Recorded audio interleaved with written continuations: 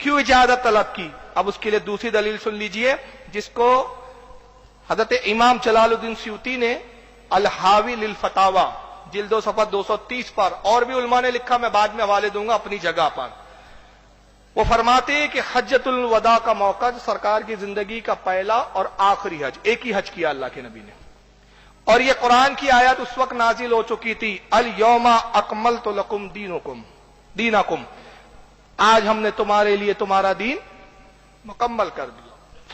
अल यौमा अकमलतु लकुम दीनकुम, आज हमने तुम्हारा दीन तुम्हारे लिए मुकम्मल, यानी दीन मुकम्मल हो चुका।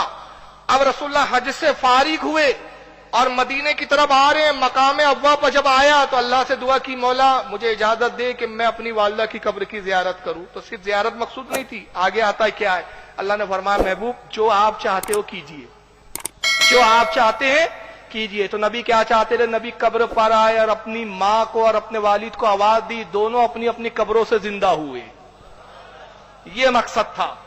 और उसके बाद आपने अपनी वालिदा को सलाम किया और कहा, अम्मी जान मैं आपका बेटा मोहम्मद सल्लल्लाहु अलैहि वसल्लम, मैं नबी बना के मबूस किया गया हूं, आप पिछली उम्मत में उठाई जाती, मैं चाहता हूं कि इस उम्मत में उठाई जाए, मेरा कलमा पढ़ लीजिए ताकि इस उम्मत में उठने का आपको शर्फ हासिल हो। दोनों को कलमा पढ़ाया और उसके बाद फिर दोनों अपनी कब्रों में आराम फरमा गए। ये थी हिकमत। और मगफिरत से इसलिए रोका गया, महबूब मगफिरत की दुआ मांगोगे तो लोग समझेंगे कि काफिर थे तभी मगफिरत की दुआ मांग रहे थे। लेकिन अब इस पर भी इनको बड़ी परेशानी हुई तो इमाम जलालुद्दीन स्यूती पर ही तंज शुरू कर दिया इन्होंने। अब चूंकि इमाम जलालुद्दीन स्यूती ने लिखा तो पेट का गुबार, बुलबुले उठे, भाप निकलने लगी, मुंह से बदबू जाहिर हुई। तो मोहम्मद अली क्या कहता है इमाम जलालुद्दीन स्यूती पे चिरा करते हुए, जरा सुन लीजिए इसको। बहरहाल स्यूती साहब ने भी उसमें बड़ी ज्यादतियां की। वो किताब के अंदर उन्होंने जो झूठी रवायतें इकट्ठी की, क्योंकि इस फन में वो बड़े मास्टर थे, इस किस्म की रवायात लिखने में। तो स्यूती साहब ने उस किताब के अंदर लिखा कि आप सल्लल्लाहु अलैहि वसल्लम ने अपने मां बाप की वफात के बाद उनको कब्र से जिंदा किया और फिर कलमा पढ़ाया दोबारा। बोले आज़ु बिल्लाहि ताला। तो आप मुझे बताएं, अगर कोई मरने के बाद जिंदा करके इस तरीके से फर्जी तरीके से कलमा भी किसी को पढ़ाया जाए तो कलमा तो किसी काम का नहीं है अगर वो कुफर पर मरा है। तो सूरतुल अंबिया की आयत नंबर 95 है कि हराम है उस बस्ती के लिए कि हम जिसे मौत दे दें कि वो क़यामत से पहले वो वापस आ जाए। मरा हुआ शख्स तो कभी दुनिया में आ नहीं सकता। तो अब इस किस्म के वाकयात, और फिर मुझे सद अफसोस उस वक्त हुआ जब मैंने हाफिज इब्ने कसीर को सूरत तौबा की आयत नंबर 113 से 116 के दौरान तफसीर इब्ने कसीर में, इब्ने कसीर अल मुतवफ़ा 774 हिजरी, उन्होंने भी ये रवायतें नकल की, और इमाम तहावी अल मुतवफ़ा 321 हिजरी और इमाम कुर्तबी अल मुतवफ़ा 668 हिजरी, उनके हवाले से ये कहा कि आप तो माँ बाप की बात करते हैं, हुजूर ने तो अबू तालिब को भी दोबारा जिंदा करके कलमा पढ़ाया था। और हाफिज इब्ने कसीर कहते हैं कि इन रवायतों की अगर सेहत को सही भी मान लिया जाए तो कोई मसला नहीं है। मसला क्यों नहीं है? तो कुरान के खिलाफ चली जाएंगी सूरतुल अंबिया आयत नंबर 95। ये तो रवायतें साबित ही नहीं है, बिल्कुल झूठी रवायतें हैं। कुरान को तो ऐसा मॉडल बना लिया, बार बार उठा के दिखाते हैं। अब देखिए उसकी दलील। पहले तो इमाम जलालुद्दीन स्यूती पे उसने तनकीद की और तनकीद करते हुए कहा था कि स्यूती साहब ने, देखिए अपने मौलवियों के लिए तो शायख अल्लामा मौलाना, लेकिन इमाम जमाना है वो इमाम जलालुद्दीन स्यूती, और जिनका जब भी नाम आला हज़रत ने अपनी किताब में लिया तो कैसा लिखा है पता है? जलालतुल इल्म, हाफिजुल खातिमुल हुफ्फाज, ये अलकाबात लिखे आला हज़रत ने। और इनकी शान क्या थी मालूम है? 63 मरतबा बेदारी में रसूलुल्लाह को की जियारत की है, बेदारी में। यह है इमाम जलालुद्दीन स्यूती का मकाम। मगर इनकी बदजबानी देखो। अब जो नबी का अदब ना कर सके वो इमामों का क्या करेंगे यार। स्यूती साहब ने झूठी रिवायतें जमा की और इस फन में बड़े माहिर थे। अबे तुमसे बड़ा तो मक्कार और झूठा रुए जमीन पर कोई पैदा नहीं हुआ। स्यूती साहब ने ये बड़े फन में माहिर थे और उन्होंने लिखा कि साहब रसूलुल्लाह के वालिदैन को जिंदा किया गया और फिर उन्होंने कलमा पढ़ाया। तो कहता अगर मरने के बाद कलमा पढ़ाया फर्जी तौर पे तो क्या काम देगा, जबकि कुरान के सूरह अंबिया में अल्लाह फरमाता है कि हराम है उस बस्ती के लिए कि अल्लाह जब उसे मौत दे दे तो दोबारा जिंदा करे। जनाब ये उन बस्तियों का जिक्र है जिन पर अजाब आता है। जाहिलों को समझता कुछ नहीं है। कसम खुदा की मैं कह रहा हूं, रुए जमीन के सबसे बड़े जाहिल होते हैं गैर मुकल्लिद वहाबी और देवबंदी। उसकी सबसे बड़ी दलील है कि मनाजरा इनके लिए मौत होती है, इसलिए मनाजरों में नहीं बैठते। حرام ہے اس بستی کے لیے کہ اللہ جب انہیں موت دے تو دوبارہ زندہ کرے گی. کن کے لیے آیا؟ وہ بستیاں جو کفر پر مری، جن پر عذاب آیا، یہ ان کے لیے نہیں جو اہل ایمان ہے. ورنہ آئیے پارہ نمبر 3، قرآن کا جواب اب قرآن سے ہی دے رہا ہوں. سورہ آل عمران آیت 59، حضرت عیسیٰ کہتے وَأُحْيِي الْمَوْتَ بِإِذْنِ اللَّهِ، میں ہوں جو مردوں کو چلاتا ہوں اللہ کے حکم سے.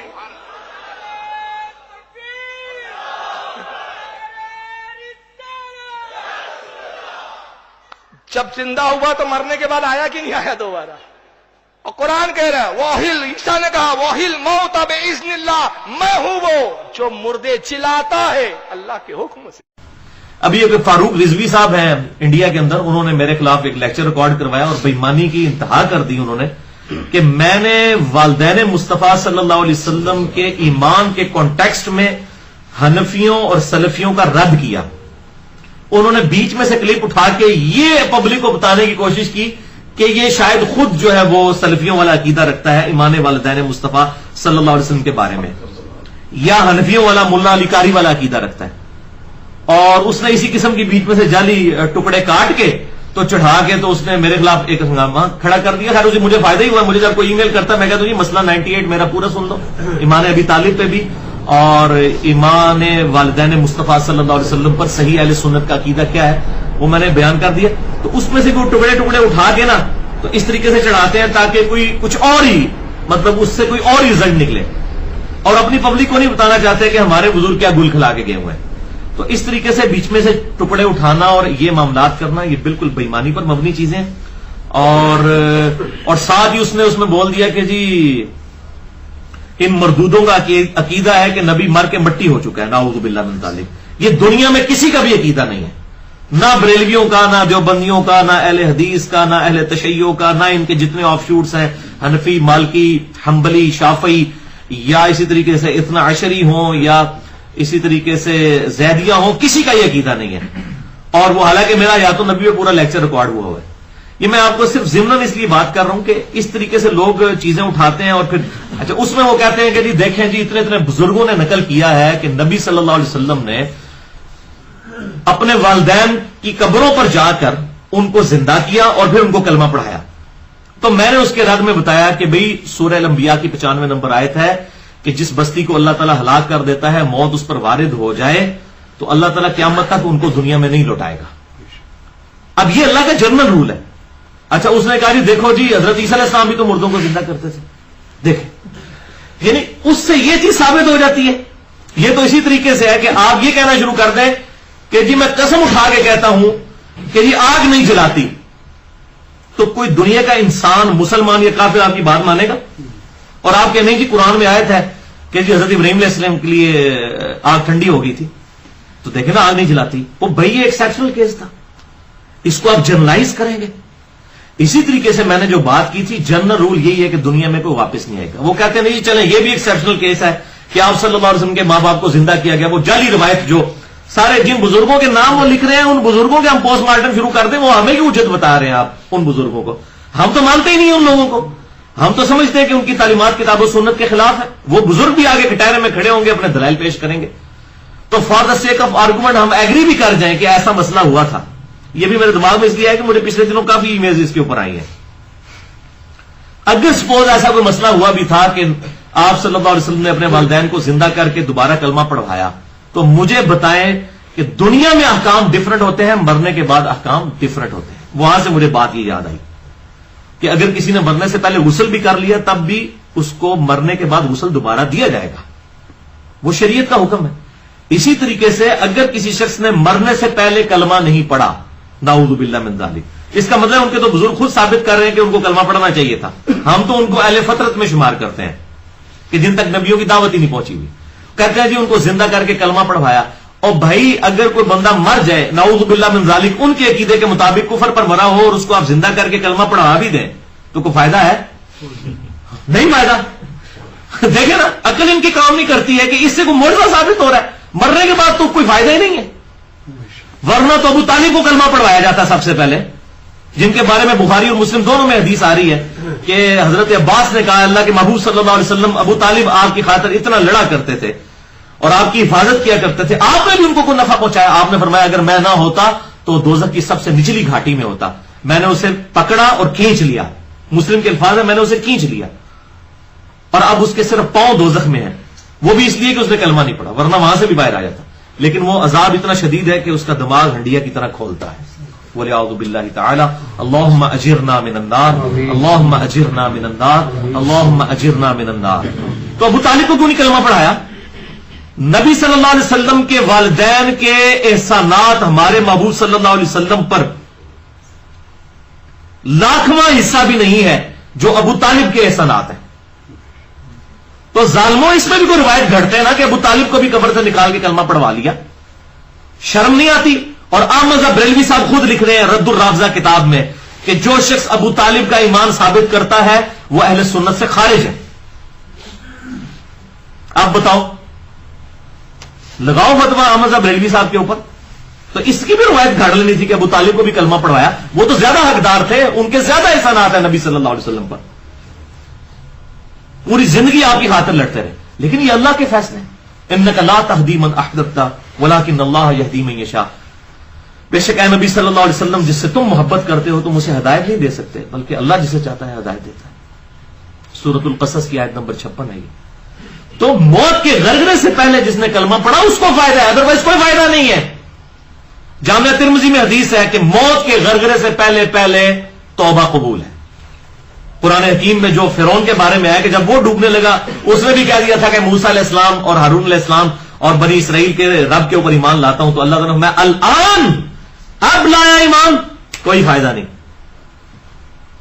تو موت کے غرغرہ جب شروع ہو جائے اس وقت کلمہ پڑھنے کا فائدہ نہیں. تو میرے بھائی مردہ بندے کو زندہ کر کے کلمہ پڑھانے کا کوئی فائدہ نہیں ہے. یہ جھوٹی روایتیں نہ بیان کرو, ہمارے والا عقیدہ رکھو.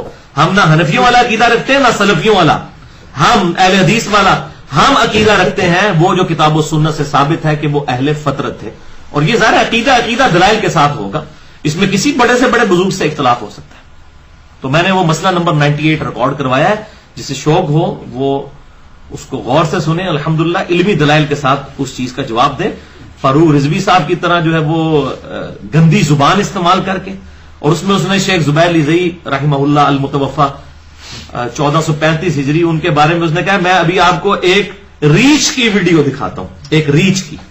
یعنی یہ لوگ اتنا سنت کا مذاق اڑانے والے, داڑھی کا مذاق اڑانے والے لوگ, اس کے بعد آپ خود سمجھ لیں کہ ان لوگوں کا ایمان کہاں پہ باقی رہ جاتا ہے. ہمیں تو صرف ڈر لگتا ہے اللہ کا, ورنہ تو ان کی تکفیر کرتے ہوئے 2 منٹ نہ لگائے جو لوگ سنت کا اس طریقے سے مذاق اڑاتے ہیں. تو ان کو خود ہی عقل کرنی چاہیے. تو اس حوالے سے میں نے یہ مسئلہ کلیئر کیا.